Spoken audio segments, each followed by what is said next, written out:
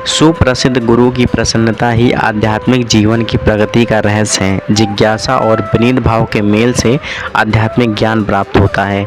बिना विनीत भाव तथा सेवा के विद्वान गुरु से की गई जिज्ञासा प्रभावपूर्ण नहीं होगी।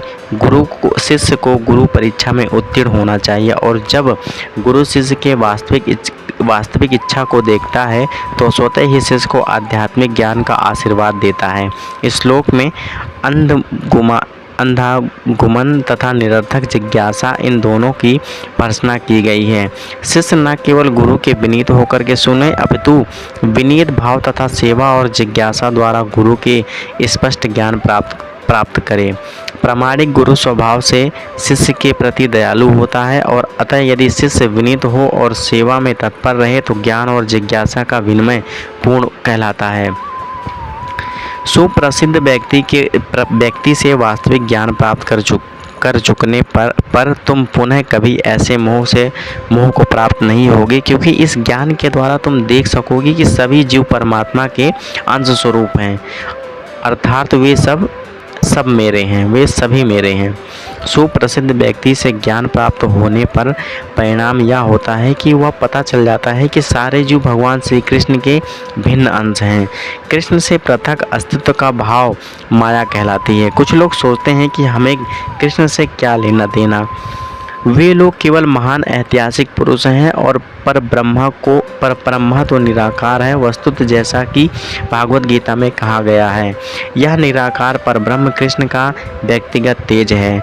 कृष्ण भगवान के रूप में प्रत्येक वस्तु के कारण है। ब्रह्म संहिता में स्पष्ट कहा गया है कि कृष्ण श्री भगवान है और सभी कारणों के कारण हैं। यहाँ तक कि लाखों अवतार उनके विभिन्न विस्तार ही हैं। इसी प्रकार सारे जीव भी कृष्ण के अंश हैं। मायावादियों की यह मिथ्या धारणा है कि कृष्ण अपने अनेक अंशों में अपने निजी पृथक अस्तित्व को मिटा देते हैं। यह विचार सर्वदा भौतिक है। भौतिक जगत में हमारा अनुभव है कि यदि किसी वस्तु का विखंडन किया जाए तो उसका मूल रूप नष्ट हो जाता है, किंतु मायावादी यह नहीं समझ पाते कि परम का अर्थ है कि एक और एक मिलकर एक ही होता है, और एक में एक से घटाने पर एक बचता है। पर ब्रह्म का यही रूप है।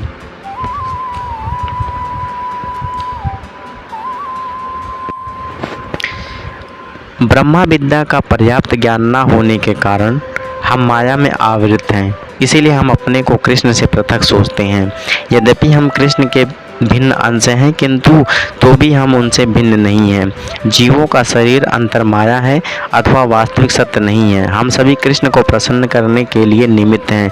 केवल माया के कारण ही अर्जुन ने सोचा कि उसके स्वजनों से उसका क्षणिक शारीरिक संबंध कृष्ण के शाश्वत आध्यात्मिक संबंधों से अधिक महत्वपूर्ण है। गीता का संपूर्ण उपदेश इसी और लज्जित है कि कृष्ण का नित्य दास होने के कारण जीव उनसे पृथक नहीं हो सकता।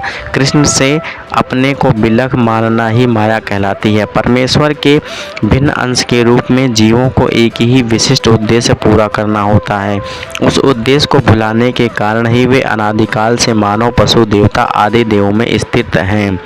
ऐसे शरीर अंतर भगवान की दिव्य सेवा के विस्मरण से जनित है, किंतु जब कोई कृष्ण भावनामृत के माध्यम से दिव्य सेवा में लग जाता है तो वह इस माया में तुरंत मुक्त हो जाता है। ऐसा ज्ञान केवल प्रामाणिक गुरु से ही प्राप्त हो सकता है, और इस तरह वह इस भ्रम से दूर हो सकता है कि जीव कृष्ण के तुल्य हैं। पूर्ण ज्ञान तो यह है कि परमात्मा कृष्ण समस्त जीवों के परम आश्रय हैं, और इस आश्रय को त्याग देने पर जीव माया द्वारा मोहित होते हैं, क्योंकि वे अपना अस्तित्व पृथक समझते हैं। इसी तरह विभिन्न भौतिक पहचानों के मानदंडों के अंतर्गत वे कृष्ण को भूल जाते हैं, किंतु जब ऐसे मोहग्रस्त जीवन कृष्ण भावनामृत में स्थित होते हैं तो वह यह समझ जाता है कि वे मुक्त पथ पर हैं, जिसकी पुष्टि भागवत गीता में की गई है। मुक्ति का अर्थ है कृष्ण के नित्य दास के रूप में अपनी स्वाभाविक स्थिति पर होना। यदि तुम्हें समस्त पापियों में भी सर्वाधिक पापी समझा जाए तो भी तुम दिव्य ज्ञान रूपी नाव में स्थित होकर के दुख सागर को पार करने में सामर्थ होगे। श्री कृष्ण के संबंध में अपनी स्वाभाविक स्थिति का सही ज्ञान इतना उत्तम है कि अज्ञान सागर में चलने वाले जीवन संघर्ष से मनुष्य तुरंत ही ऊपर उठ सकता है।